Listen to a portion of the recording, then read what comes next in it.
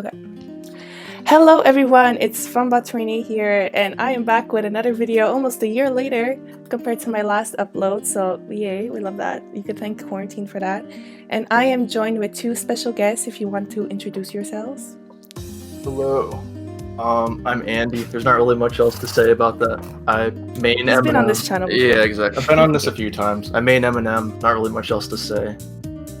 I'm Gman, Yes, sir.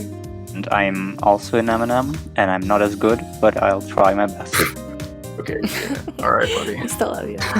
Alright, so if you didn't already catch on, the topic of this video is discussing Sword and Shield Mix and Mega and like all the problems there is and the good and the bad, but mainly the bad of the tier. So there's kind of been a lot of stuff that a lot of stuff has happened. We won't address the entire tiering history and whatever from the beginning, but we'll talk about the most recent changes.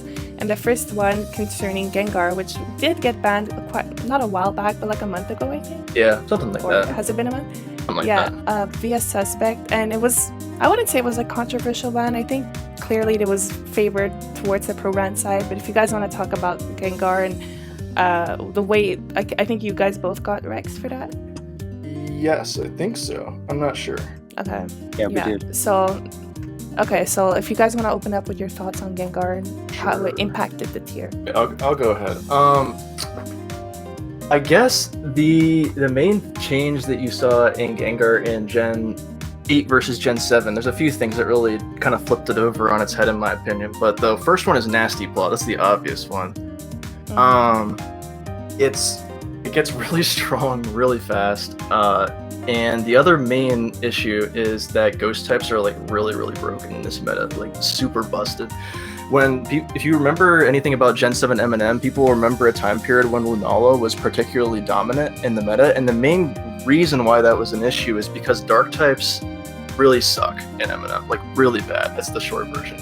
Every single dark type that you could possibly want to put on your team is like pretty terrible in my opinion. You really wouldn't want to run that mon if ghosts weren't so dominant in the M&M meta. Like back in the day, Lunala was the only good ghost in the meta, but then kind of Gengar rose to prominence because of its dual typing. Poison Ghost was really strong. There's not really many, if any, resists to that type combo in M&M, and it had the ability, it had just the perfect bulk tier and the right offenses to actually be able to plow right through Mandibuzz if it was at full, because it takes like, I don't know, I think it's like 80 to 90 from foul play, maybe a bit less, maybe a bit more. But the point is it lives at full, and it 2 KOs with +2 Sludge Bomb quite easily. So Mandibuzz wasn't a check. The only really decent check was Gyarados Toxapex, and Gyarados Toxapex is, I don't know, it's the same passive bad mon it's always been.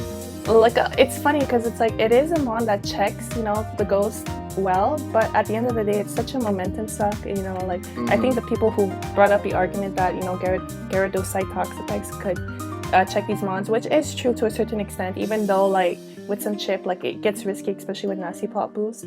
But it's so hard to build with that mon. I've tried to make decent teams where it doesn't like suck up too much momentum, but it's just really hard.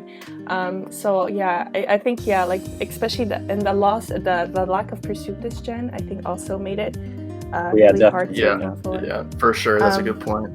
Because I liked it at first. I think initially a lot of people were using Manectite. I think that's before Home came out. Yeah. That was pretty common to check Arcanine, which I liked. I didn't think Manectite was too bad, but then Lucario Knight started being used more, and that was just, it was hard. It's ridiculous. Yeah. That stone is outrageous. That gives Gengar everything it could possibly want for like an offensive cleaner. It's outrageous. Like it gives it a little bit of bulk, just the amount of bulk it needs. It gives it a really solid speed tier, and like the power is unbelievable. Like it's actually insane. I don't know. I didn't really buy the whole Gyarados Toxapex thing because, like you mentioned, it's unbelievably difficult to build with. It's just like not a solid mon that you want to be putting on your teams if possible. And the meta was starting to adapt really hard at the latter end of like the Gengar Suspect. People were starting to pair Gengar with like Lucario, Weakness Policy DM. Have a duck team with Gengar. Yeah, exactly. Wait, what did you say? Actually. Oh yeah. I mean, there's like multiple ways that you can really pressure and exploit Gyarados-type Toxapex, and the idea with weakness policy DM is if you come in and they pay back on your DM, it does nothing because it's Gyarados-type Toxapex and its offenses are trash. Activate your weakness policy and you're +2 for basically free, and like that's a horrible mon to deal with when it's already +2 and it starts boosting its speed and attack with Dragon Dance because it gets that this gen, which is a pretty huge change for that mon. Another That's big change, pretty. Yeah, that's a really useful slot for that because it compresses its setup into one slot versus Rock Polish and Swords Dance in the past gens. Although it is important to note that it lost Solgallium Z, but then again, that was I guess that was a pretty big change because that move was ridiculously strong. But I don't know, the weakness policy is a really solid item for it. And then in terms of Lucario, like Lucario is one of those mons that it's just like really, really terrifying to face. Whenever I see that mon at preview, I'm instantly scared because it doesn't matter if you have a Manectype Mew or a Lunala or a Hippowdon or things that can check it in the right situations. Like the nature of M&M right now is that your defensive guys like Mew and Lunala and stuff can be chipped really, really easily by like Zeraora Volt switching around or just stuff chipping it slightly, and you not wanting to spend your recover PP when you're at like 70 or a little above or stuff like that. It's just like a super momentum sink to be recovering when you're only slightly chipped. But the issue is if you're even a little bit chipped with Manectype Mew in this gen, I forget what ability does Lucario get where it. The point is it has focus, Yes, Inner Focus ignores Intimidate this gen. So you can stay normal in SD on the Manectype Mew switch. You're still at +2 and you just Mega Evolve and like E-Speed can kill Manectype Mew at +2 at like 60% quite easily.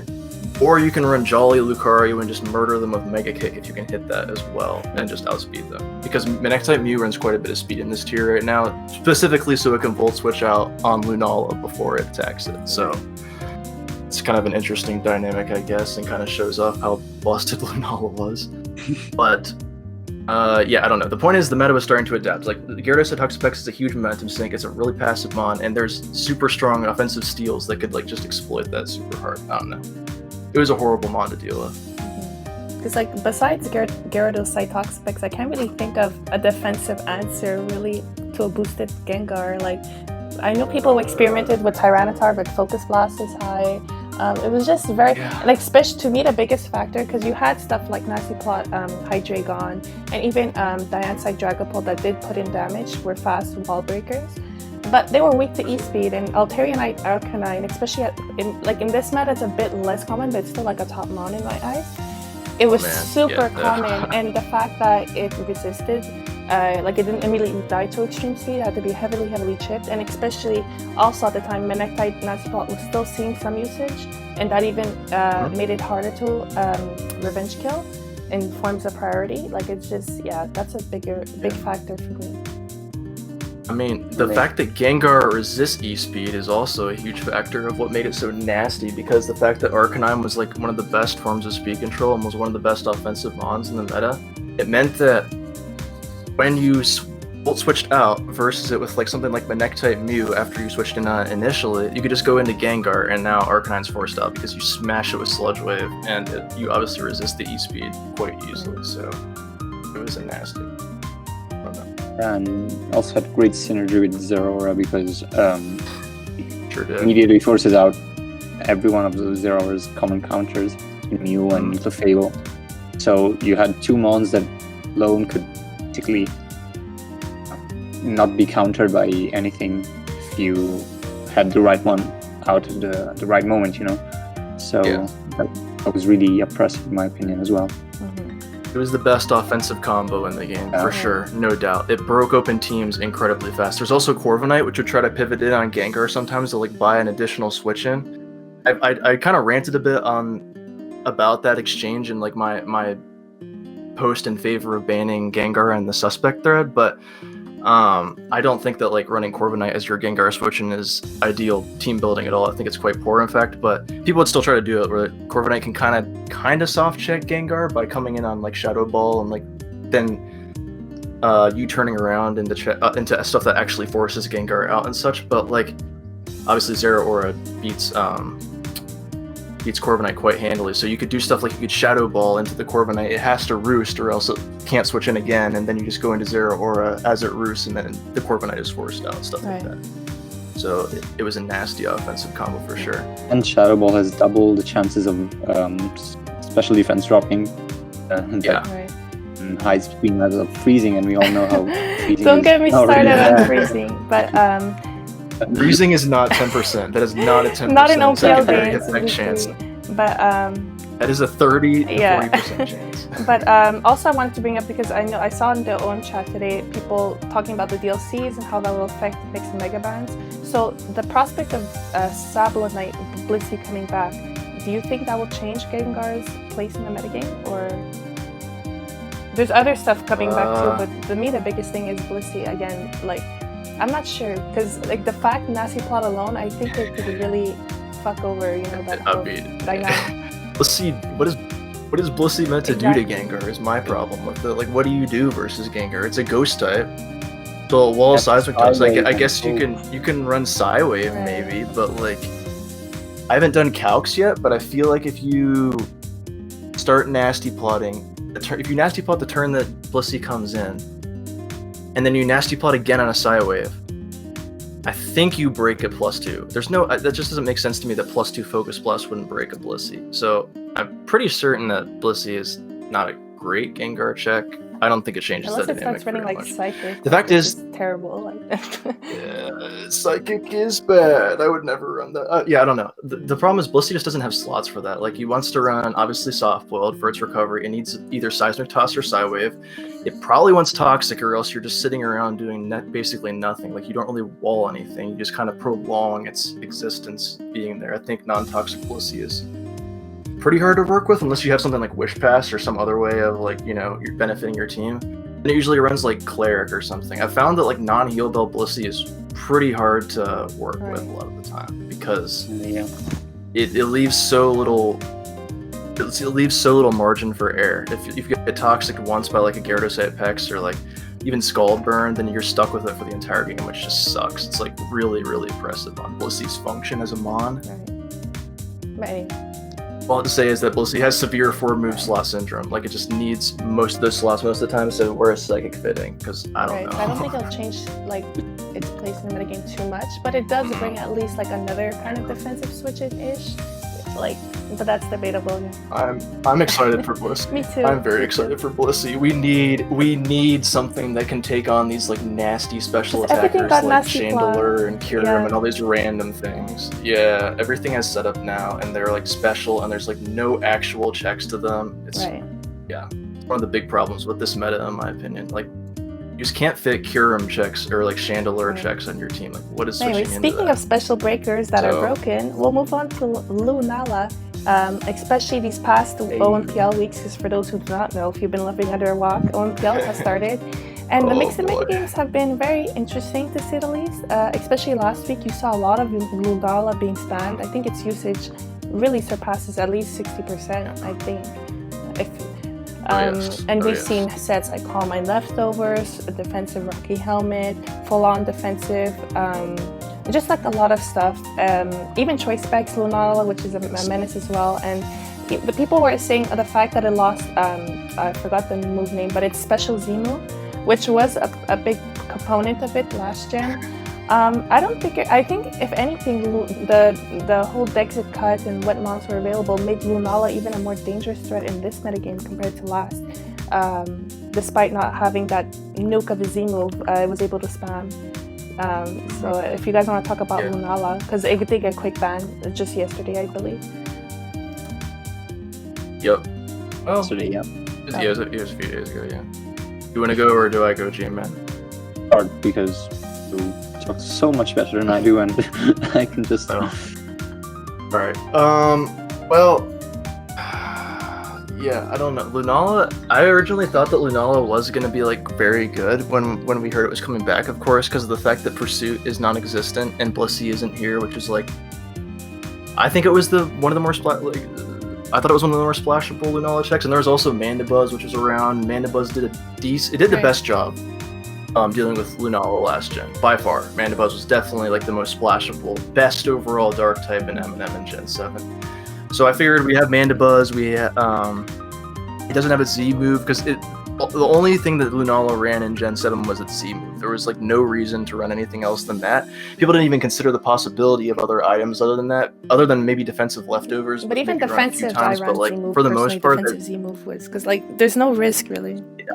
For the time, people ran lefties, and then people figured out, oh wait, I can just click the Z move on like the Zygarde or the Terrakion or anything and just blow it away in one turn, and it's just like really dominant and scary to deal with that dynamic of Lunala always eating a hit with its Shadow Shield ability, and then always just OHKOing almost the entirety of the offensive meta in one turn with its Z move.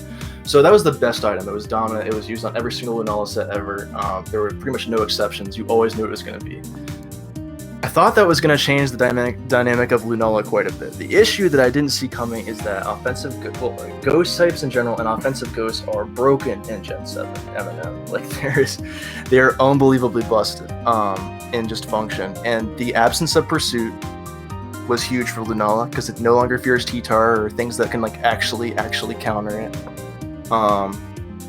And who knew, but dark types are somehow even worse in this gen than in Gen 7. Didn't know how that was possible without Magearna and like Altaria Knight Zygarde and all these fairy types being present in the meta, but somehow dark types managed to sink even lower in Gen 8 than they were in Gen 7. So this basically means that Lunala with its item slot freed up because it doesn't have its Z move is actually like a gigantic menace. It's like unbelievable how scary it is because on preview you have no idea what Lunala is going to do at this point. It can run, just off the top of my head, I think the best set is leftovers right now, bulky leftovers, because the roll compression that can accomplish is unbelievable in this meta.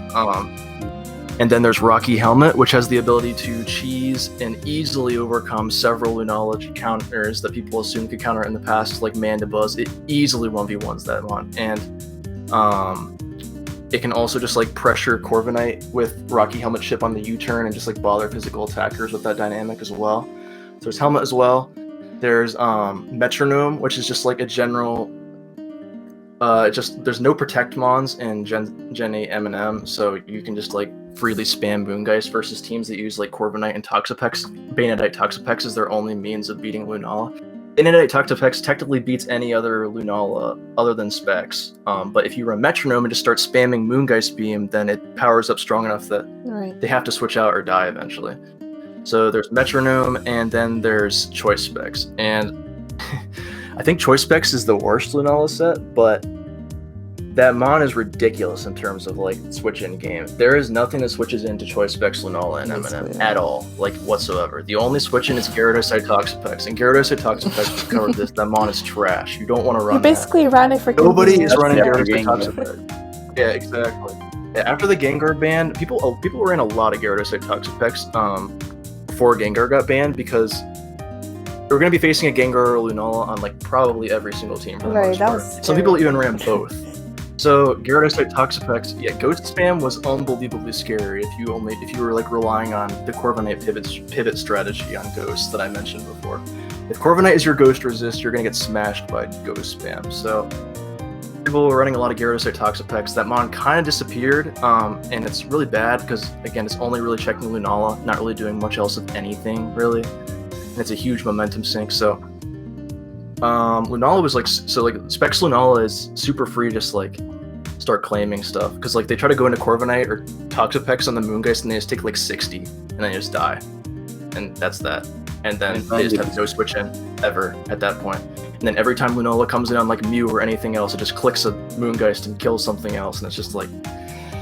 I don't like it because I think its roll compression is pretty bad. If you switch into Rocks once, then your scale's gone for good, because obviously you don't have Roost, and the defensive utility isn't very strong. You can't really blanket check a lot of stuff like Excadrill or other Mons. You can't like switch in on them, you can only do it once, so... I just love the roll compression that Lefties offers because it's so fat defensively, especially in combination with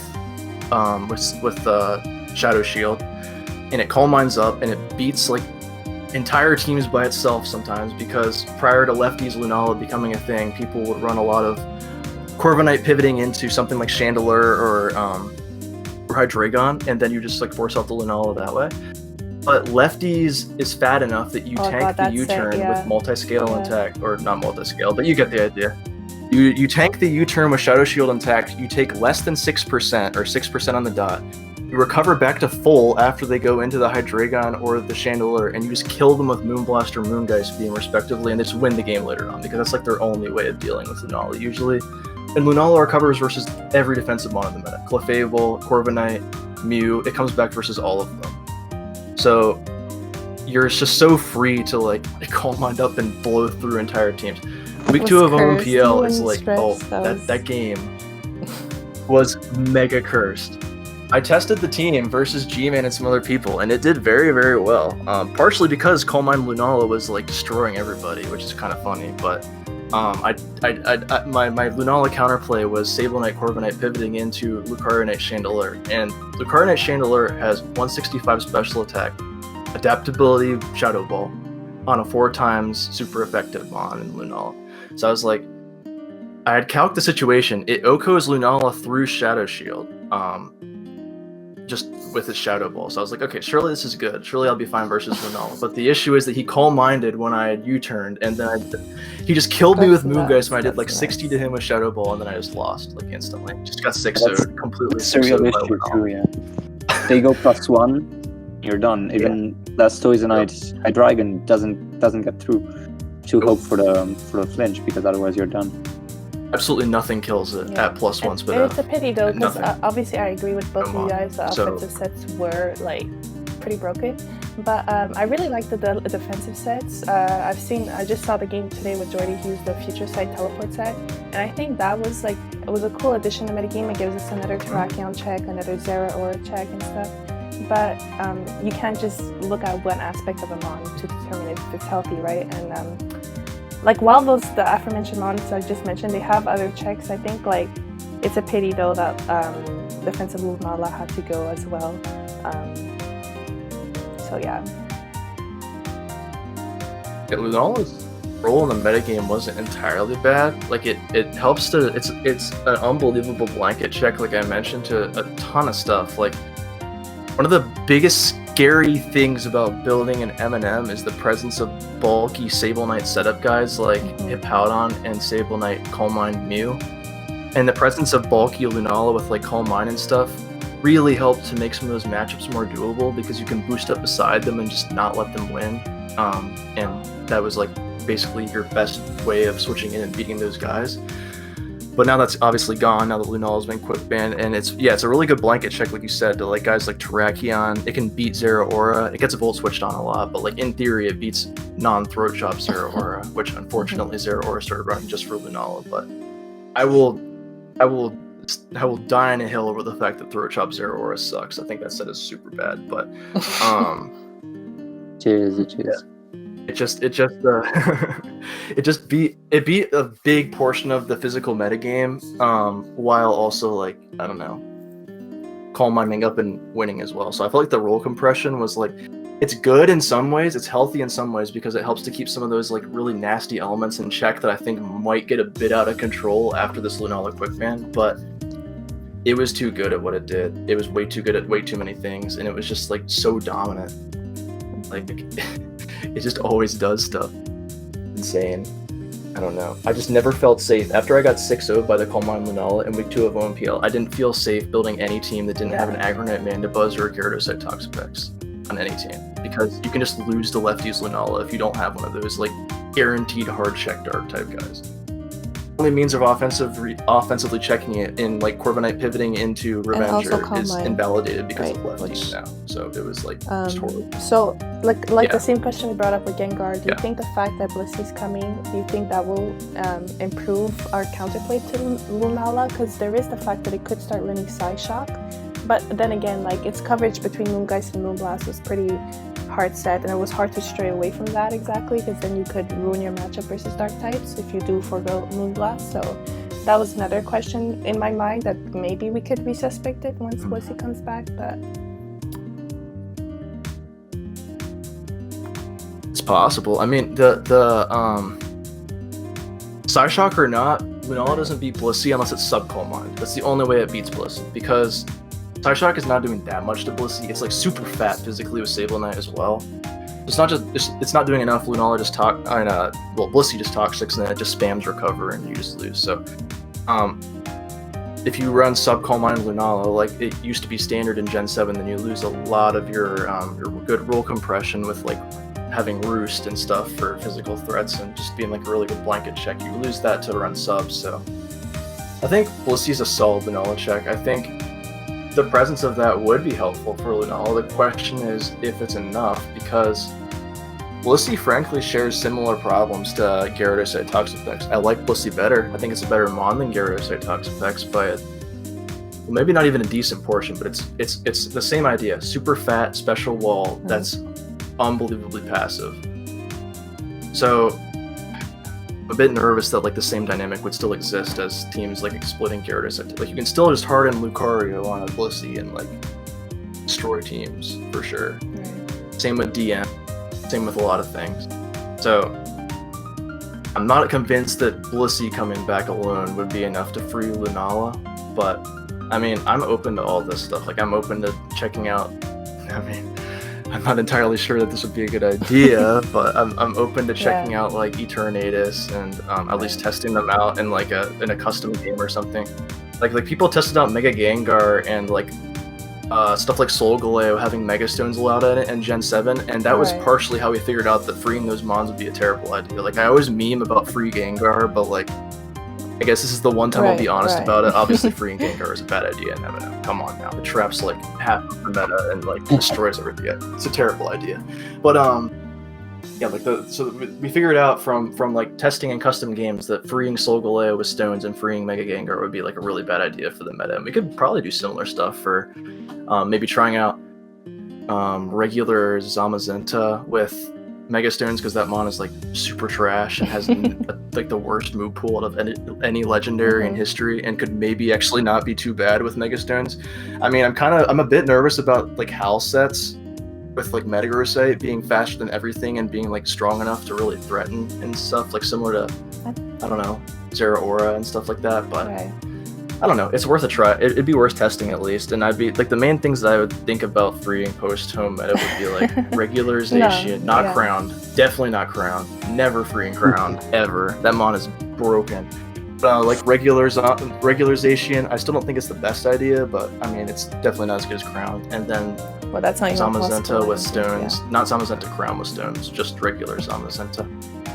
Yeah, well, that's true. That's also a mechanics breach, so that's just not even possible. But yeah, regular Zamazenta with stones, maybe turn. I don't know, dude. Turn still seems kind of nasty to me. It's really nasty and I hate it. But if you think about it, like if you go through the 6 of MNM that you posted and you add Gengar, it's really ridiculous how it would have like 4 or 5 of those. I know. Cause a whole other array of problems, horrible problems, and it's really not enjoyable. Yeah. It would be. No, definitely. I don't think. Yeah, I don't know. I don't think Gengar is ever coming out anytime in the future, like ever. Gengar seems I'm more at gross. ease with Gengar and Lunala both seem pretty gross, honestly. Again, when Blissey drops, because I think it's coming DLC 1. But then again, like you said, I don't think it may not be enough, depending. I'll think about it. Yeah, well, I mean, it depends. It depends, but I mean, yeah, I'm not sure if Blissey being freed would be enough, but you know what else we're getting? Is it what are we getting? Like other mons? I'm not sure. Urban mons or just Blissey? I don't know. I don't know off the top of my head. I just know that like Blissey's gonna be a big deal for like checking these disgusting splashable special breakers like Kyurem and Chandelure. Yeah. So I was excited about that aspect of it. You have to stay. You still get frozen, by the way. Right? It still gets to fish for freezes over and over. So that's really fun. I don't know if they sent out like the an best official play in some list. I situations, know. I just saw like a hilarious. picture with like bonds coming back. No, we don't. Right. Yeah, we don't have a list. It's just you see a few pictures of a few mons and people got excited from that. I'm not sure. I know. Right. I think I know it's in DLC like one of the 2. future updates, like that all will legendaries, change almost it all of them up. are coming back. Which that's huge. That's huge for MNM. I am already. Ho-Oh Ho-Oh was nasty. Heavy duty boots Ho-Oh in the slightest. That mon sounds disgusting.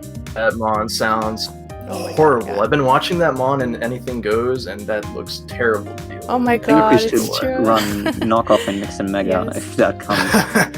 just for Ho-Oh. Well, what's gonna run knockoff? Well, actually, Like, what's okay, gonna run that? segue. Let's Zeraora, talk no, about we banned Zeraora, that. I because don't that's know. the next thing on the slate for getting the ban hammer, thanks to Chasm. But yeah, people been even during the Lunala metagame, they were a very like common offensive core. Zeraora volt switching into Lunala, and then they pressured each other's checks quite well. I think the major room for concern for yes. Zeraora is the fact Oh, that yes. it basically outspeeds everything. The only way to properly offensively check it is through extreme speed, and also the fact that it sets kind of like there's like a lot of different like while some sets overlap it in checks. Let's say Mew is commonly checking Lopunite and Metagrossite, but like it's hard to account for all its stones sets, if that makes sense.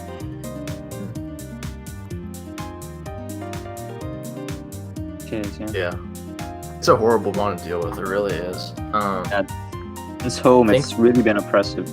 Yeah, for sure. I didn't count on it being as nasty as it was, but while it was just Lopunite, and even that set alone was like super annoying to deal with, just because it like volt switched on all your guys. But people were starting to pack like the combination of like Ampharos, Clefable, Manectite, Mew, and having even like Sableknight Hippowdon around the end, just on one team. So you had like 3 pretty solid Zeraora switch-ins. And that could handle Lopunite Zeraora really well. Like the biggest boon about Sableknight Hippowdon being your And it can't Zeraora even check toxic, versus Lopunite yeah. is that it can't volt switch. So like it's super. The biggest issue. Yeah, exactly. It can't toxic either. So like the 2 ways that Zeraora, and it can't taunt either, obviously, because it's both toxic and taunt get bounced. So it was like a super safe way of dealing with Zeraora, and they couldn't even generate momentum from you switching into them. That's like the primary. That's the biggest issue with Zeraora that I find that makes it a menace consistently every game, is that it always volt switches on all your switches, and then it brings in guys like Lunala or other strong hitters, and they just start killing stuff, and it's like horrible. Like Zeraora fits with every single special wall breaker in the game ever. Lunala, Chandelure, Kyurem, like all of them are just so busted with Zeraora. So it was horrible to deal with. But then the dynamic change was Malty started using in seasonal multi-innovated Metagrossite with Grass Knot. So people were trying to switch in their Hippowdon and were taking like 50 from Tough Claw's Grass Knot, and they just get to it KO'd and die. And it also runs Play Rough, so you can't switch in Clefable if it gets that turn right. It's not weak to Mew Psychic anymore, so it can like kind of threaten it that way. It beats Lunala some of the times if it tries to hard in on like Plasma Fist and stuff. And it's not like defensive enough to be able to take Plasma Fist decently. Like it's just I find Metagrossite the hardest mon to build for right now. Like that mon is ridiculously obnoxious to deal with. It's harder to revenge kill, and yeah, it's the fastest mon in the meta. Like people don't really run Diancite Dragapult right now at all. So it's the fastest mon in the meta. It's over 500 base speed, which is ridiculous. even then you'd run modest Dragapult, so you'd probably still be so. Well, Modest Dragapult still outspeeds, I'm pretty sure. I think I checked this recently. I'm pretty sure it does. It's really fast. Oh yeah, true. Yeah. So it still outspeeds, but yeah, Dragapult's just not maybe, a mon. Like I tried to build a team with that the still other day for prefer Chandelure as a Chasm, and it ghost just type wasn't. right now, It was. with Yeah, the- it's hard. It's not a great mon. But Yeah, Shandy's strong. Shandy's like but yeah, really the strong. thing I don't like Really about scary Zero mon is to like deal you with. said, the A dynamic lot of harder to volt switch switch. into. Because oftentimes when I build, for me, I just use Mew, and that's it. That's my main Mew and Ampharos Clefable as my Zera checks. But it just volt switches, and then you put in a position where here comes Kyurem, and then like you have the chance for Ice Beam Freeze when you switch in Corviknight, and it just the offensive pressure it could put in with I hate Kyurem. pivoting just mandates a ground type at times, it feels like. And then again, you have the issue with its coverage, or it even boosting, because bulk up sets I think are still being underrated a bit. Even though I would agree that like all out attacking sets are like better, but I still think bulk up has a lot of value, and yeah, it's just very, very hard to account for. But I'm still unsure on what its placement is. Bulk up's viable on Metagrossite. I would never run Lopunite with bulk up, because CC is your main secondary stab after you become fighting type. So like it's kind of counterintuitive to me because you're continuously lowering your defenses while trying to boost them with bulk up. So bulk up Metagrossite definitely has merit. And the main bulk up Zeraora that I like, it's kind of like an overlooked Zeraora set, which is Pinsirite. Like Pinsirite Zeraora is super unexplored right now, but it's scary. Like I've been thinking about it in the builder lately, and like when you think about it, what are the 3 checks that I mentioned that people are fitting on their teams commonly for Zeraora? They're Manectite Mew, they're Clefable, and Hippowdon. Right. And bulk up Pinsirite Zeraora can be all 3 of those with Facade and Mega Kick, like very easily. Even Wisp Manectite Mew, yeah, you just wisp it and it starts denting your entire team with Facade. And it's like really terrible to deal with in some scenarios because you're counting on like it not only sets up and like beats these mons, but it walls them. Like Sableknight Hippowdon runs Earthquake Body Press with Curse, and so you can't touch a flying electric type with that coverage. And Mew doesn't do enough because Pinsirite gives you a pretty solid Spadef boost, and Lunala also doesn't 2k with Moongeist Beam a lot of the time, and you just like it just murders you with like +1 Mega Kick even if you have multi-scale in tech. So like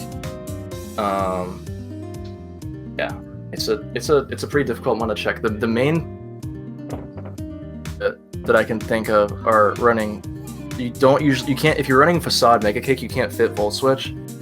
So you kind of sacrifice that momentum gaining aspect of Zeraora's play to be able to be like a setup win con.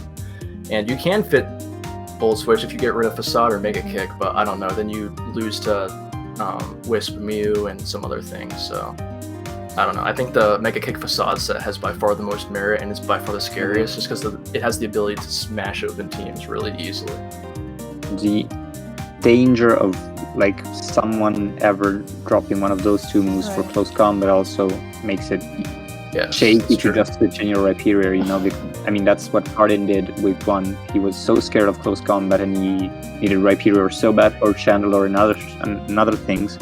He did not send it in, and then I could crit 2 mons and they died. So I mean, even without a few of those crits, like Zeraora just mauled that team outside of Rhyperior. It just went in, and I mean, yeah, I disagree with his decision not to go Rhyperior after he like sacked a few mons and it wasn't working, and he like just sacked 3 mons before going in for check. Like I really disagree with that play, but yeah, the presence of close combat does really invalidate some stuff. Like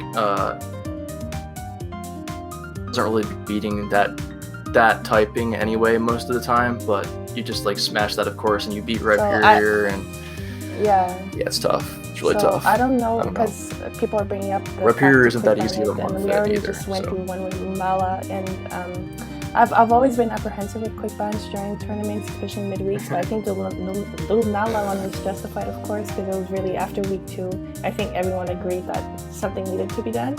But the fact with Zeraora, it's a bit iffy to me because it can't do all at once with one set. You know, like the difference in its sets determine how well it will match up versus its appropriate checks. But the fact that it could run all these different sets and coverage moves and all that require different counterplay, to me it makes it really hard to build.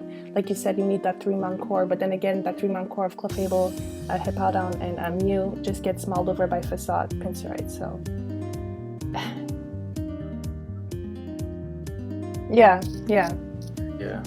I mean, you don't need to run that core. I was like, some teams have run that before, and they like in theory they deal well with Zeraora, but yeah, they can still lose to like one of the sets, which is obviously scary. I think the main menace consistently with Zeraora, regardless of like us theory mounting about all this potential of all these different sets, is just the fact that it Volt Switches all over all your defensive guys. Like that's the bottom line of the situation that really annoys people, and probably myself included. It's like the main issue that most people have with it, is it just Volt Switches all over the place and brings in special breakers, and it can taunt. You can even like taunt Clefable if it chips it enough, or taunt Mew if it's smart, and then Mew can't recover, and like it creates horrible situations, especially late game a lot of the time when some of those guys are like worn down a bit and they still really want to check Zeraora really bad, but I don't know, maybe they got shipped by like Lucario or something else, and then they're trying to still remain healthy and functional to check Zeraora, and it just taunts them, and then they can lose. So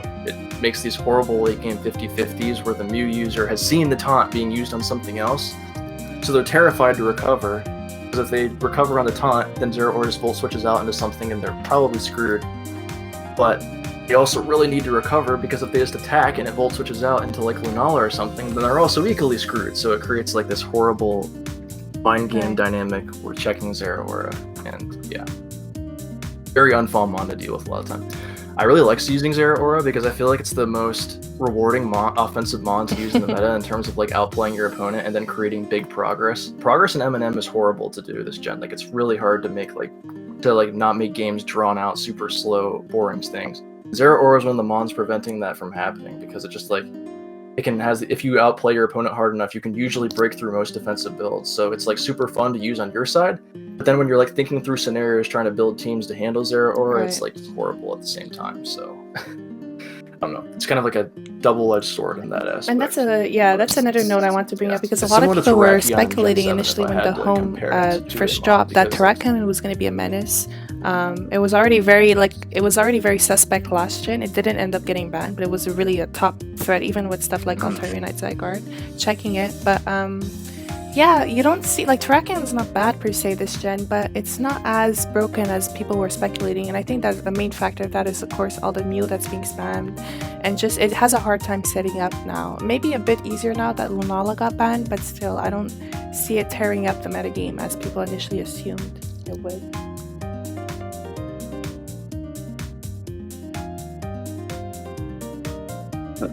First factor I think is the fact that Diancyte is not the Diancyte set doesn't have a speed tier that is as threatening as it was last gen, because right now it's easily revenge killed, and not just by E-speed, but by Zero Aura, notably. Yeah. It doesn't have the roll compression it had last gen, so you can't use just Direct to set rocks and try to sweep at some point to speed control at least. Well, Lucario is still very threatening, but you have Mew for Zero Aura, so you don't really need a special check for it. But even then, like Zero Aura, does get affected by Intimidate at least. So Mew has not too hard a time versus it. Clearly Zero Aura, yes, because Zero Aura doesn't have as much raw power, maybe. But in the end, you never really struggle with it, in my experience. Like, there's never really a situation where team is 6-0'd by Terrakion at preview, because people carry checks Zero Aura.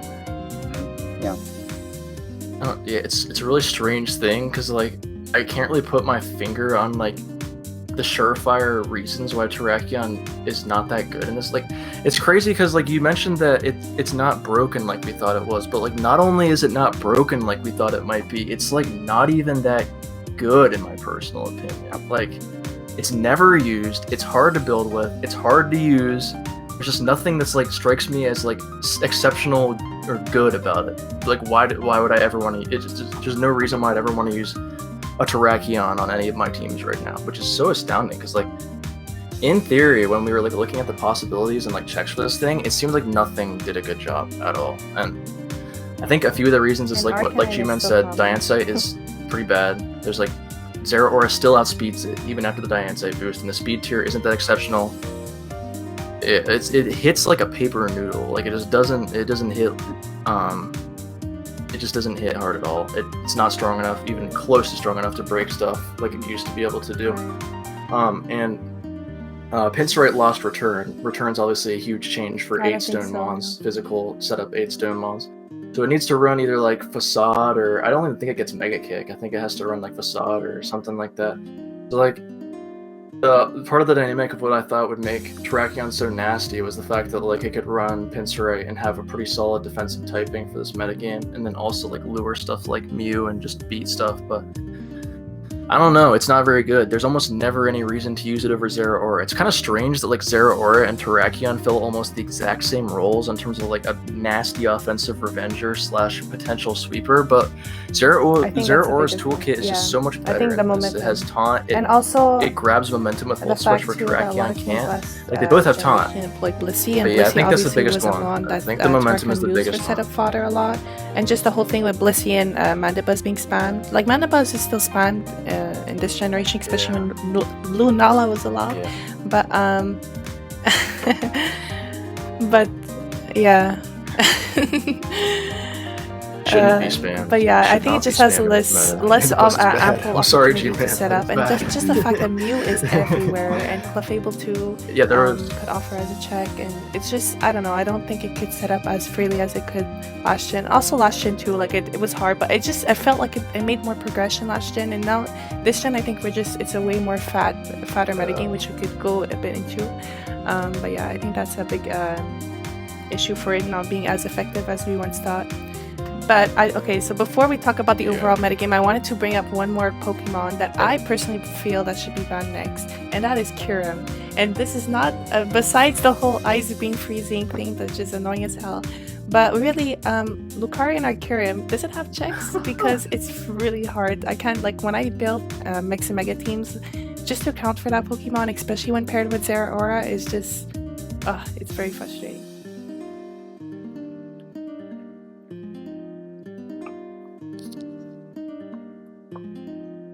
Yeah, it's rough. There's three quote unquote checks to Kyurem and Eminem right now, Yes. and those It three just are wants to get frozen. Sableye Corviknight. Sableye Corviknight is probably the most trash Kyurem check you could put on a team that actually like switches in. It takes around like 30 to 40 from Ice Beam. It's by far the best, like the most splashable answer to it. So that's the mon that you see the most often switching into Kyurem on teams, but it takes like 30 to 40 from adaptability Ice Beam.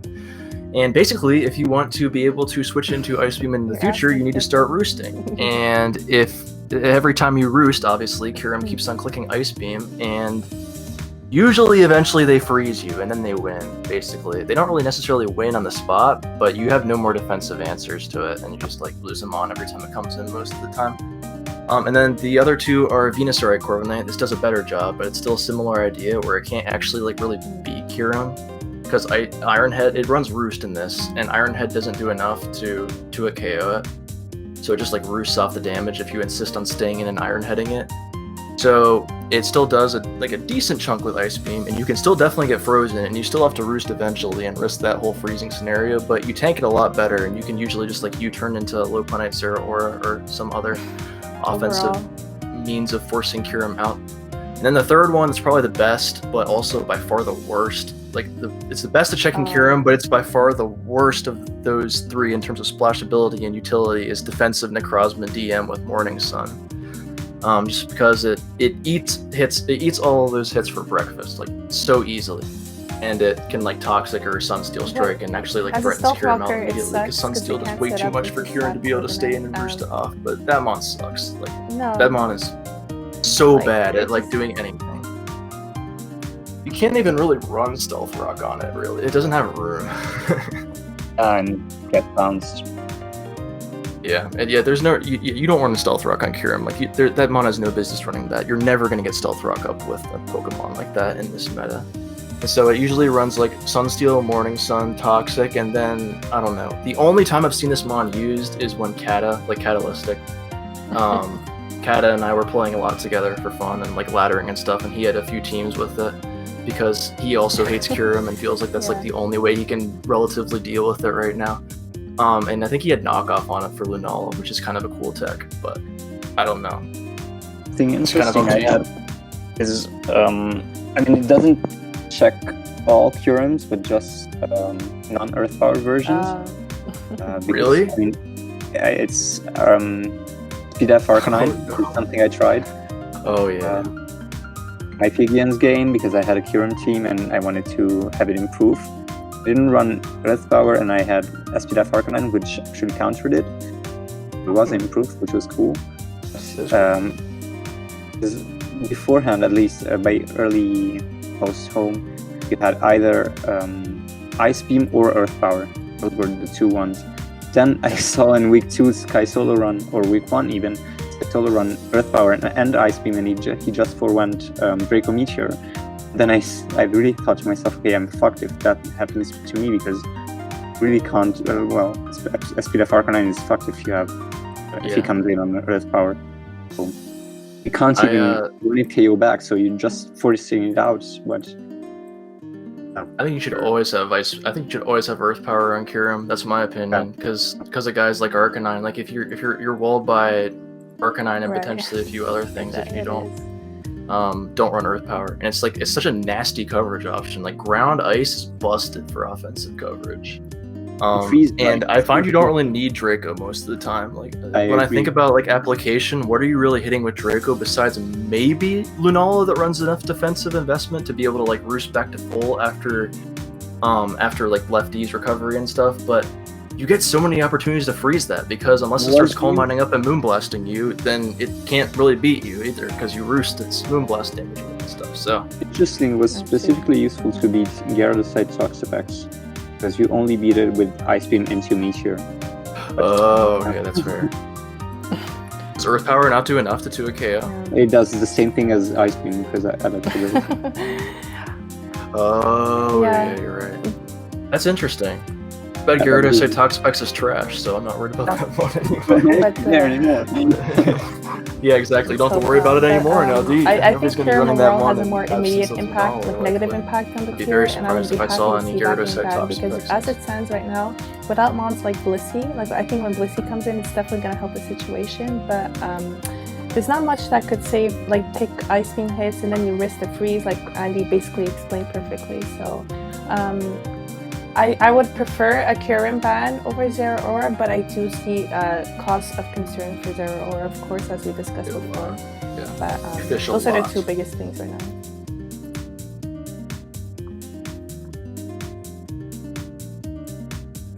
I think the main issue with like Zeraora over Kyurem is the fact that harping back to this once again, you generate unbelievable momentum with Volt Switch. Just over and over, you get so many opportunities to spam that move and bring in other mons. And then the biggest thing is the speed tier. Like Kyurem is strong, but it's not that fast, which is like really important in OMs right now, because there's like a lot of super broken breakers and OMs as a whole right now, and M&M is no exception. But the biggest thing that holds them back and has always held them back from like just busting open teams is the fact that they're not fast, because then a lot of they're forced out decently easy by offensive pressure and kind of struggle against offensive teams as a whole, even though offensive teams aren't very standard or great in M&M right now. Yeah, they're very easily forced out and revenged, but like Zeraora is the fastest mon in the meta, so it's like absolute. It's like so hard to offensively check that, obviously, because nothing else beats it besides E-Speed and Dragapult, which nobody is running right now. So that's the biggest reason why. Yeah, it's the biggest reason why Kyurem isn't like more broken than it already is. Like I definitely respect your opinion, but yeah, that's like the biggest reason why I don't think that Kyurem is like as ban worthy as Zeraora. That's how I feel about it. But it's definitely it's like one of the worst mons to switch into now, if not the worst mon to switch into. Horrible. Not very healthy. And no, it's just it's a very unhealthy dynamic. It's one of the things that really makes this meta like kind of cancer to play. 7 deadly sins, even though there's multiple things, but that's the main. It's one of the. We're not gonna go there. We're not gonna go there. There were sins.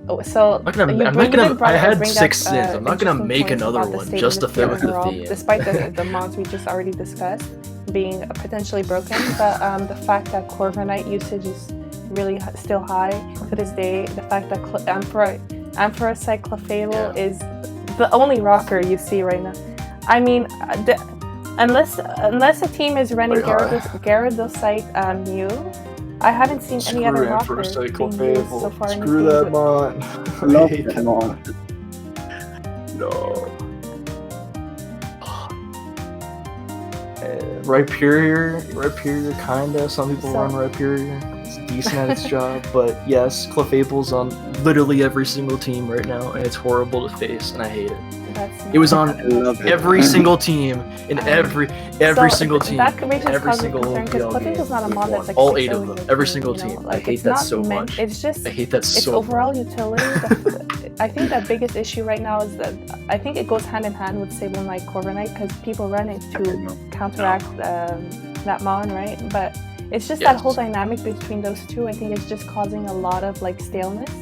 A lot of teams really just use those two and then like insert two breakers and another fat Mon, you know, and you have your standard bulky offenses. I mean, we did see some HOs being used so far, but it's just very, yeah. Yeah. Or like one HO.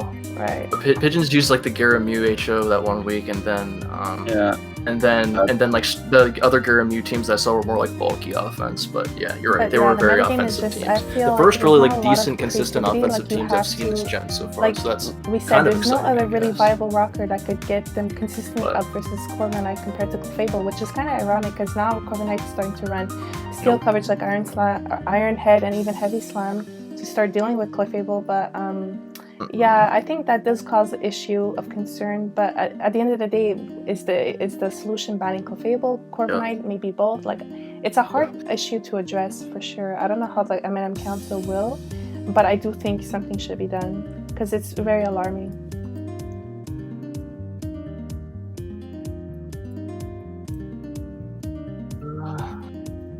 Well, Corviknight's not a bannable threat at all. I wouldn't even consider banning Corviknight right now. I mean, I would consider banning Clef. Like, I'd love to ban Clef. Clef is terrible. For my dead body.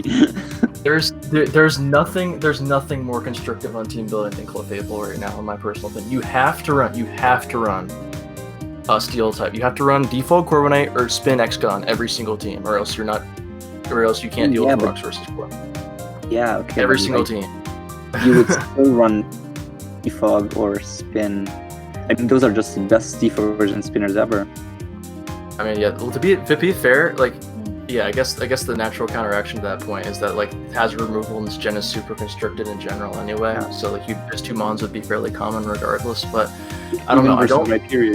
I mean, for Clefable with super standard, I could run like defog Mew. I could maybe run defog Mandibuzz if I really wanted to. Defog Mandibuzz is unbelievably bad, and it's so astonishing. It's not good. It's to every single rocker ever. You can't rock versus Rhyperior. You can't defog versus Rhyperior. You can't defog versus Terrakion. You can't defog versus Clef. And there's like 3 rockers.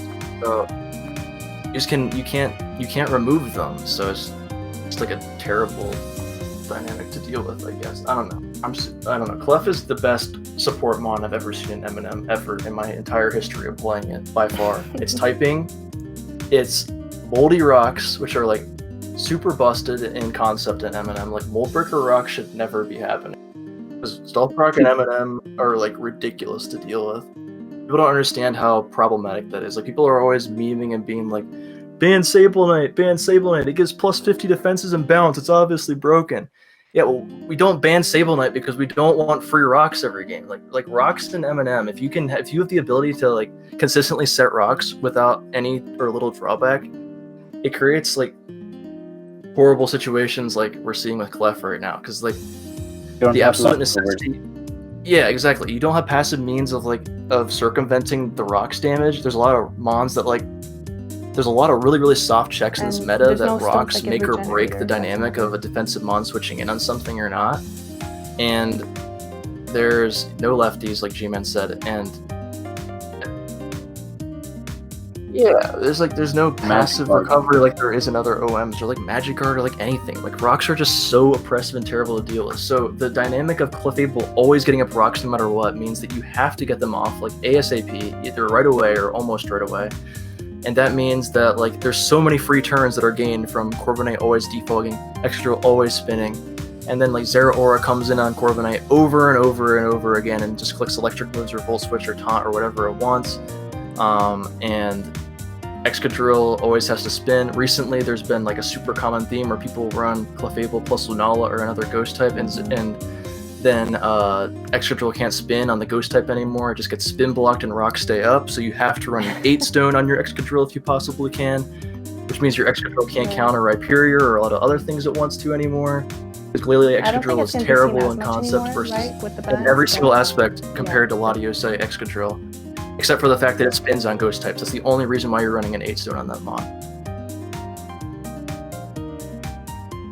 I mean, people could run Jellicent or whatever other ghost type they want. Like Jellicent is definitely a usable defensive ghost type that hard counters Excadrill and like spin blocks Latiosite. So I still probably wouldn't feel very safe using Latiosite Excadrill as my only hazard removal, but I mean, maybe. Last week and it failed. Yeah, see, that game was like a perfect example of how terrible that can be. Because like, Gman ran into Pigeons. Gman was playing Pigeons, and Pigeons ran up with Gyarados, Mew, Hazard Stack HO. So Pigeons set up his rocks and his spikes, and G-Man's only means of removing was Latiosite Excadrill. And so when he went into spin, then Lunala came in, just spin blocked it.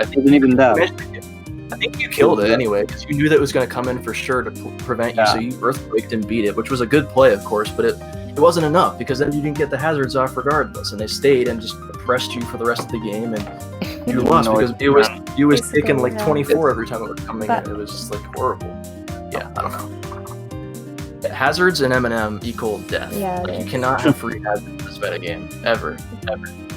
So like the fact that Infersite Clefable has that ability and that typing, Dragon Fairy typing is busted in this meta, and it checks like so many things with that. Yeah. It's like the only really good splashable Hydreigon check at this point. That one would be really, really good if it wasn't for Clef being on every single team. And it has Heal Bell, so like that erases so much progress, because a lot of the mons like Lopunite, Zeraora, or Breakers in the past ran Toxic, or like before it started running Taunt more, partially because of Clefable running Heal Bell and just erasing that Toxic dynamic. But stuff ran Toxic or stuff runs Wisp, like there's Wisp Mew as a thing, or there's a lot of Scald users like Toxapex and other stuff that tries to like spread burns, and that's one of the best ways to make progress in this meta, honestly. One of the surefire ways to make progress. And then Clef just comes in and Heal Bells and erases all of your hard-earned progress, and just like it makes games much more easy to come back into, and then like you can play super sloppy, let your Lunala get Toxic or your Zeraora get Wisped, and then you can just come right back with Heal Bell, and it doesn't even matter. That's why I like it. That's exactly why I like it. I mean, yeah. I had a bulk up Metagross Zeraora week 1 of OMPL versus Multi, and Multi switched in his Lunala and was trying to check my Zeraora with that, and I was just clicking Plasma Fist because I thought I was safe to beat this Lunala. And he wisped my Zeraora early on in the game, and I would have been absolutely screwed if my Zeraora stayed burned for the entirety of that game. I would not have been able to break his team. But instead, I just went right into Clefable the following turn when he had to roost with his Lunala, Heal Belled it right off, and I was good to go again. So, the fact that I was messing around and spamming attacks and wasn't scouting with my Zeraora, it doesn't even matter, because my Clef just erased all of that. So, I don't know. It's not like I'm not arguing that it's like only a bad thing. I think that like I'm not arguing that like Cleric is broken and shouldn't be allowed in M&M or other stuff. But I think that like that dynamic of that being on basically every team is like really annoying for progress right now. It's just definitely over present. But we do remember how Status dominated early. Pre-home meta. It's not very nice either. Like. Getting the Scald Burn was so important on the Corvi. Yeah. Now the field can. Or that was because the best status abuser before we banned it was Gengar. People were running Nastyplot, Shadow Ball, Hex, Sludge Wave, Gengar, because a lot of the time it didn't need that 4th move. And you would like burn Corviknight or even burn Gyarados at Toxapex with like Scald or Wisp on something, and then Gengar beats them. It beats Gyarados at Toxapex if it's burned with Hex, because it 2 KOs it at +2 and Hex does nothing without with payback. It's kind of a sucky way to look at it, because you don't want like a broken check. Crazy. It beats every single one of its checks that has burn. So like a metagame without Untitled Clefable, like it's, I don't know, like things might decentralize too much, so it's kind of like a risky thing to do, because then you have Zeraora that's going to become more of a problem, and then just like a bunch of other stuff.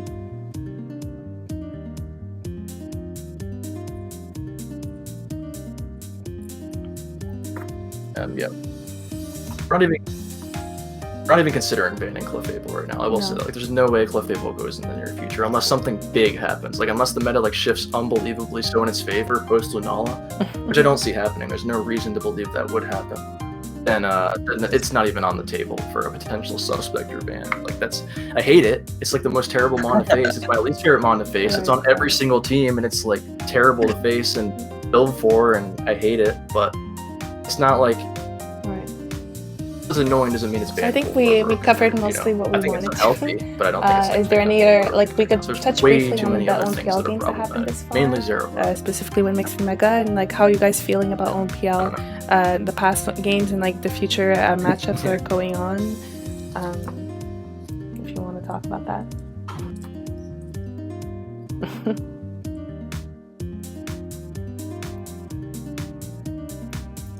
Well, you just won your game today, Sure. like, so congrats on that. Sure. Just want us to talk about our own games or like the games as a whole. I don't even remember all of them. I'd have to look up some of them. I did. Oh, Yay. thank you. Yeah, thank you. I think the matchup for my game today was way easier than I expected. I was really nervous about my team was very cookie cutter. The only really unique elements of it that you guys didn't even see some of was, well, when I was running Aggronite Mandibuzz, which is not standard by any means. It's been rising a tiny bit in prominence because of the fact that it's like an actual Lunala stick. Like it actually checks pretty much every single Lunala. The only way that Lunala can really beat it is if it has Specs Focus Blast. I think Specs Focus Blast 2 KOs it from full. I'm not sure about that. But it even tanks like Specs Moonblast. It eats like +1 Modest Moonblast pretty easily, and I was running like Toxic Foul Play, so I could beat it pretty reliably, which was nice. It's an actual Lunala check. And then like the other, I guess, unique dynamic was I was running Lefty's Calm Mind Lunala with Focus Blast because I noticed that Chasm was running a lot of like Incineroar and things that were weak to fighting, maybe even Tyranitar to try and check Lunala. Things that like kind of check Lunala, but would get absolutely ripped open by hitting a Focus Blast. And also I was running in a special attack to Oko Excadrill from full. If it tried to like SD past me when I was trying to spin block it and stuff, which was pretty cool. But yeah, the team wasn't very creative beyond that. I was running a Facade Glalia Excadrill. It normally runs Iron Head instead of Facade, but he likes to run Wisp Mew and a lot of Whispers and Statusers, so I wanted to have Facade to possibly power through his team if he tried to Wisp it with Mew or something. And the rest was super cookie cutter, though. I had like standard Calm Mind Sableye Mew with Scald. That mon just like wins games a lot of the time. It's really stupid.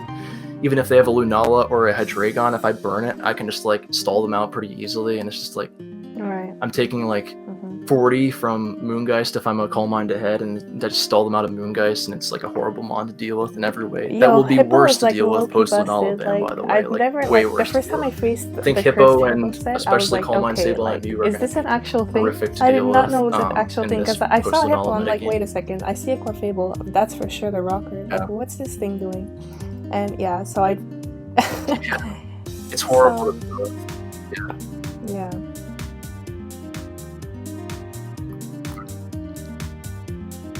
Yeah, it hurts.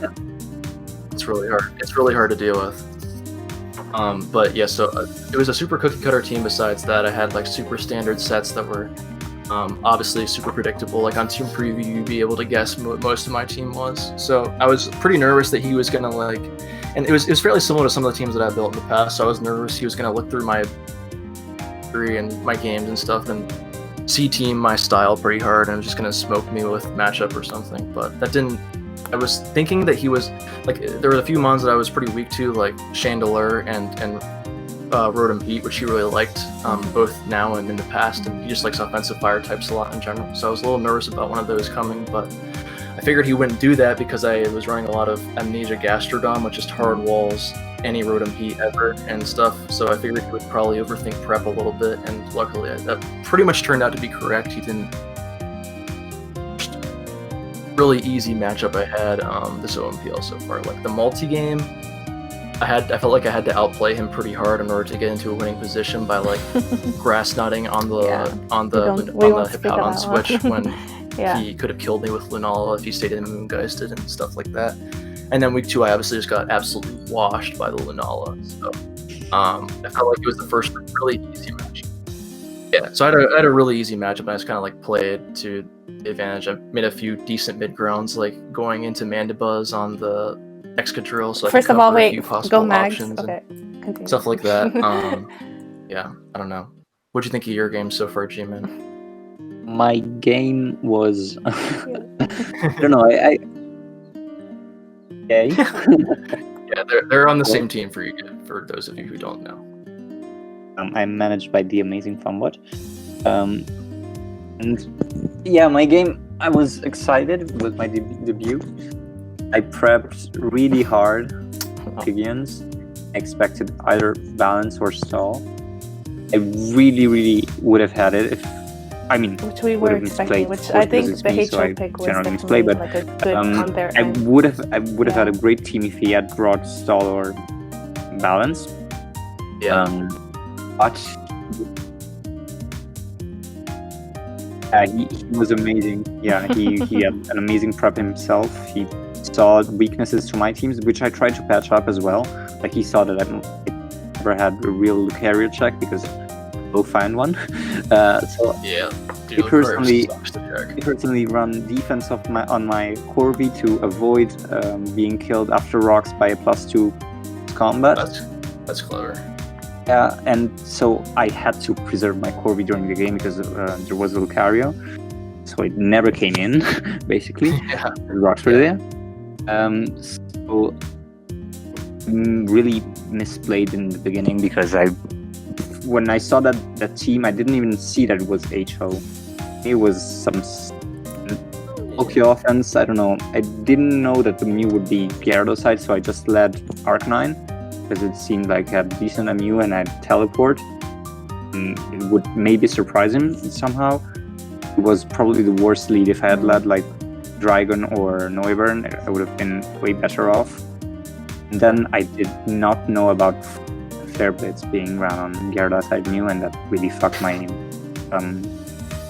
Excadrill, and then at that point it was just game over. I tried to skip around, but it was unwinnable at that point because Piggins had an amazing prep, amazing team, and he played really well as well. So hopefully the next one goes better. But you complain that you misplayed and say that you didn't play very well, but I thought you played pretty solidly. Like I don't know. I don't remember the whole game, but like, okay, first of all, you talked about how you didn't know that it was HO on preview. I'm looking at the preview right now. I would not have counted that as HO on preview either, because HO doesn't exist in M&M, number one. Like, that's not a style. And second of all, like, he has a lot of offensive mons on the team, but it could very well be defensive Manek type Rotom Heat. It could be like, you don't know what Zeraora it's going to be. You know Lucario, but like, you don't know what any of these mons are, and I would never, ever in a million years think that he was Gyarados site. Yeah. Especially Honestly, when you played.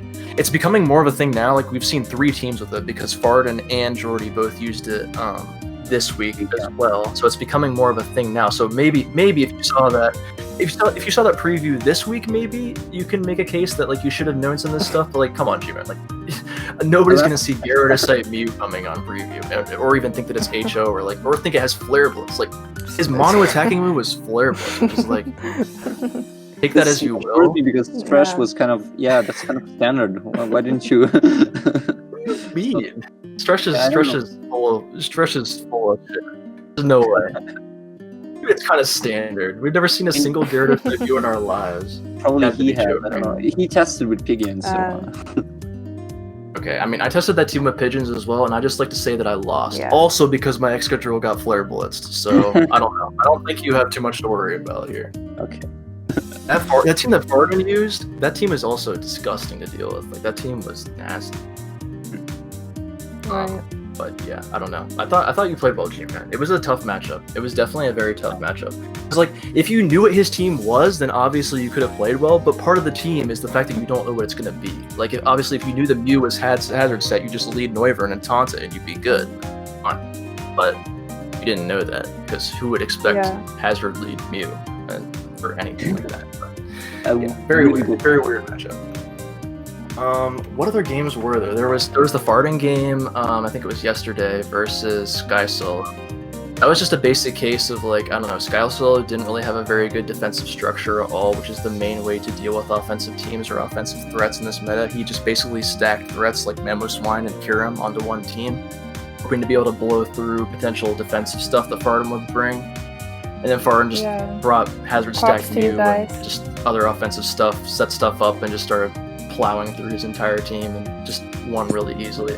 I thought Farden's team was very good and also very creative. I love the fact that I don't like Spadef Hippowdon. I really don't like Spadef Hippowdon as a mon in general, but for that team it makes a lot of sense because Lunala is absolute. It's like really hard to check on offensive teams. Like Jordy's team, his Lunala check was Arcus Lariat, Gyarados Mew, which is like obviously hard pressed to check that because Moonblast does a lot on the Switch and stuff.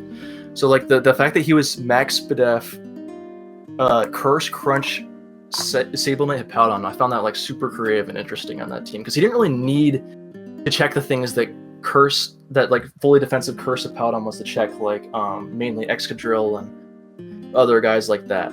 He had Lunala for that. He had like defensive Lunala for that. So I don't know. I thought it was a really creative team. It was one of the best ways to approach bulky offense. A lot of people meta, were and like saying like very, the very dynamic well in between you tests two versus me, was not and obviously good in the going game in. itself, so But I think you guys, you guys have really He's been. really they've been actually amazing, been honestly. like he's Yeah. working together Yeah. very well, and I'm very Creative and- happy and proud. I will admit I was one of those people. I thought it was gonna work. Yeah. Make no mistake. Yeah, make no mistake. Farden is a good teammate. This is a common misconception people have. Yeah. Farden is a good teammate. He Yeah. works hard. He cares about his teammates. He wants everybody to succeed. He puts his neck out there for you, and he works hard. But yeah, I think the whole snaking situation from a few years, like guys, just please let it go. Like, come on, man. He's tired of it. We're tired of it. Just let it go. I've teamed with Farden multiple times. He's been great every single time. Just let it be. honestly, like, he's being amazing. Last week he supported me so much. Every day he tested. And this week I was horrible because I had other stuff to do. He tested with me Yeah. like 3 or 4 times, and he beat me 3 out of the 4 times. So I was really impressed with the team and how he played it. Yes. It The was- Cure it was White solid. game. Oh my god, that was What are the other funny games? as hell. There was I was done. Pigeons Place. Oh, dude. Was that the cursed Ice Beam game? Sweet. Oh no! That was not funny. That was very unfunny. So basically, okay, looking at this preview, right? Pigeons brings Shedstall, and I'm looking at Redflix's Kyurem White versus this team, and I'm like, okay, so Redflix wins because it blows through Shed, obviously. Gastro doesn't switch in because it's Life Orb. Hex gets to it KO by Earth Power, and Mew and Clef are obviously not switching. The only way that this thing has any shot is if Ditto can somehow pressure and revenge stuff, and he has Corviknight, his OMpex, which can kind of deal with some of that, in theory, quite well. So, like, in theory, Corviknight definitely like, Sable Knight Corviknight, in theory, should be able to beat Ditto'd Kyurem White quite easily, because it doesn't have Life Orb itself, obviously, and it's limited to 5 PP as opposed to a whole bunch to just fish and stuff. So, I don't know. I thought it was a very good matchup for Redflix. And yeah, then the game happens, and they just, if I had to remember exactly what happened, I think Kyurem froze the Mew on the first try. Yeah, he freezes the Manectite Mew on the very first Ice Beam, so that's a great start. Then he goes into Pex and tries to take Earth Power and gets to it KO'd by that easily, and then he brings in Clef and also takes 57 from Ice Beam, then he switches in the Shed and dies to Ice Beam. And I'm like, okay, there's no possible way that this team beats this Kyurem at this point, right? Like, everything's weakened and everything dies.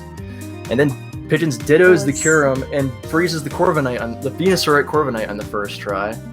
And yeah, it was just like literally everything getting frozen. I think there were like 3 to 4 freezes in this game, and it was horrible in every single It was way. just very Horrible game. And I think Pigeons ended up winning. I I think Pigeons ended up winning because Redflix's team couldn't handle I just can't explain. Ditto'd Kyurem after his checks got frozen. Yeah. Because not even freeze dry, like freeze dry, I don't see it happen off. It was Ice a punch, even disgusting Ice game. punch I from hate Ice Jirachi, Beam. I That haven't move, seen it. like, every freeze time I as see much Ice as Beam come out, I just like flinch and curl up inside of Whether myself. it's Kyurem White, Because I Kyurem just feel like it's regular, gonna not freeze Kyurem every Black, single it doesn't time I really see that it. much, but regardless, it's just, I find it very, very funny. But, yeah.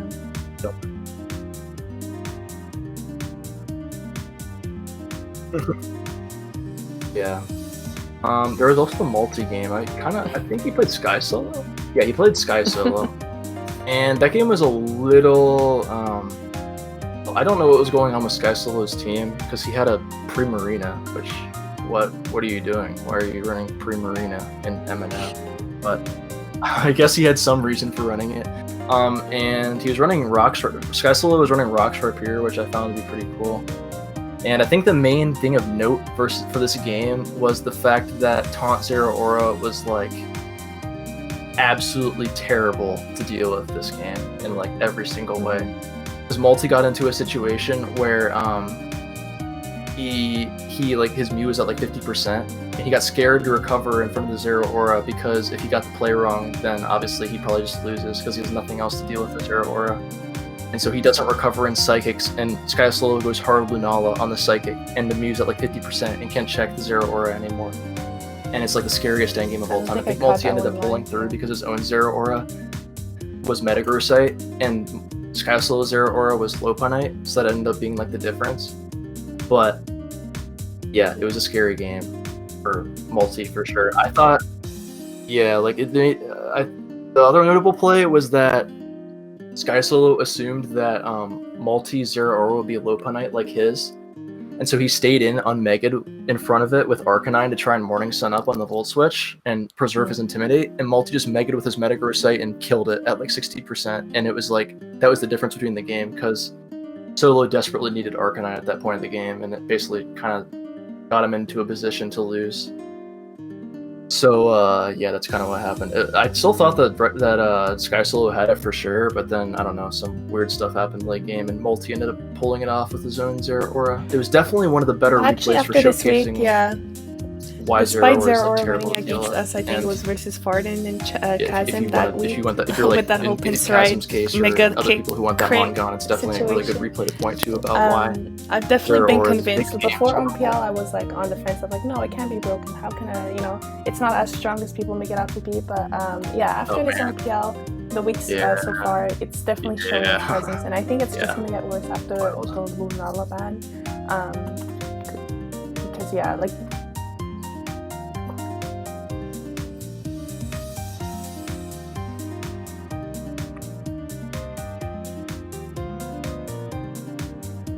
Yeah. I'm not sure if it'll get worse. I've always been kind of like of the opinion that we shouldn't jump the gun before and just start assuming stuff. Like, I understand why people are saying that they still think Zero Aura is going to be nasty. Chasm's definitely at the forefront of that. I've argued with him a lot about this already.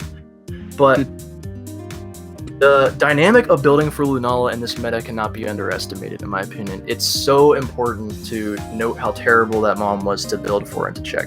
Because again, the presence of Lefty's Lunala rising in the metagame means that you can no longer run something like Corviknight U-turn into offensive check like Chandelure or Hydreigon and have like some form of offensive pressure on your Dark type or Ghost type in combination with like Corviknight, which is a super splashable Mon because you're running that for Clef anyway and stuff like that. So you can't do that anymore because of the presence of Lefty 6-0ing these kind of archetypes. So you have to run a defensive Dark type or Bayonet Toxapex. And Stretch was running Psychic on his Coal Mine Lunala anyway, so it beat Bayonet Apex. So, I mean, like, there's also that dynamic in tournament play. I wouldn't run that in like a standard ladder team because Moonblast is really useful coverage, and you don't beat Dark types very easily. You'd never beat Mandibuzz or Hydreigon with Psychic Moongeist Beam coverage. It's just bad, but you do beat Pex. You sure beat Pex, so... So it's you should usually be running a Dark type like Bayonet Apex, which is again but I would scary say situation in case that's Psychic. Toxapex maybe now Magranite Mandibuzz or but like I think it still has some Toxapex, and you don't want to run any of those guys. Those guys are all pretty terrible, and just not that great at checking anything besides Lunala. Yeah. So. Yeah. Oh yeah. It's still a very good Mon. I didn't mean to say that Bayonet Toxapex sucks. Right. I meant to say that, the two Dark types. But I think it offers the best, like in terms of splashability and being. It's definitely like probably the best splashable to whatever knowledge check. It's also the worst at checking the Lunala sets out of those because of what I mentioned, Psychic, and then Specs obviously just smashes it. Like you don't.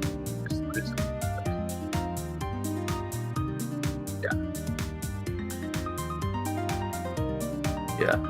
Like so you're not running the point I'm trying to make is you're not running your dead weight Dark type anymore. Like you're not. I don't feel forced to run Gyarados Toxapex or Magranite Mandibuzz on my teams anymore, which means there's a 6th slot that's like free for doing a lot more things, like a lot more diversity, doing a lot more stuff, like checking Zero Aura and stuff. So like, I don't know. I wouldn't people are still saying that Zero Aura is going to be problematic. I kind of agree with some of it, and I kind of get where they're coming from. But I'd still think that it's like quick banning yet another thing in light of an already pretty big quick ban. Like quick bans during tournament play, you know, like in the middle of tournaments, like that's a big deal. That's drastic measures for sure. And so like quick banning another thing immediately after that thing, just because we think it's going to be problematic and you can't see it changing. Like I don't like the think aspect of that. I don't want to be running off of like theory moning and complaining about possibilities for a reason to quick ban another mon that we don't even know is problematic.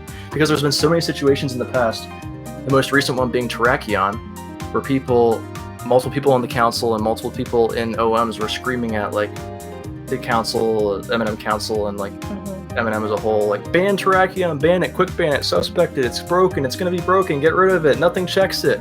And we're like, just hold off a little bit. There's actually a lot of really splashable defensive mons in this metagame that can maybe deal with this thing.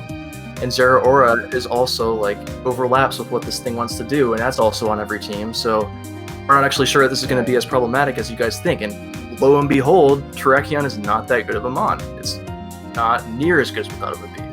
So I don't like jumping the gun on metagame assumptions to get rid of stuff immediately, just because we think it might be problematic. I want to at least explore this meta for this week, play seasonal, play OMPL, see how that runs, watch some other games, see how they're doing. If Zero Aura is still nasty and doing its thing and looks just as bad as always, then sure, let's get rid of it. But right now, doing two major it's best metagame to shifts during just because the tournament's going on, I don't think that's ever the play to do.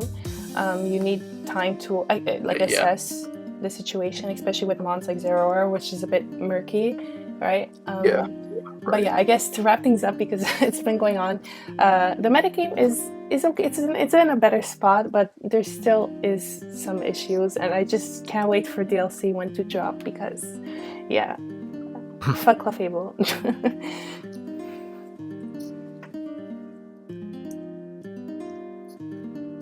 Not just for Mix and Mega, yeah, like even for like Stab Mons, AAA, every OM right now is kind of like, yeah. I think we're all in agreement there that we're excited for DLC and this meta sucks. And like, Jay is bad, man. After I don't know. June, I think. Yeah. Oh my dog. Basically, Did they also come during OMPL or right after?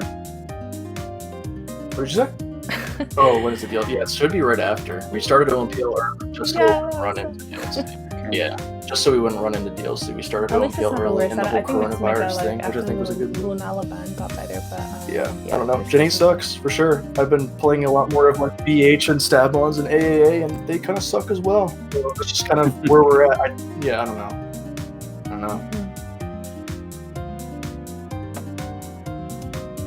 I'm very excited.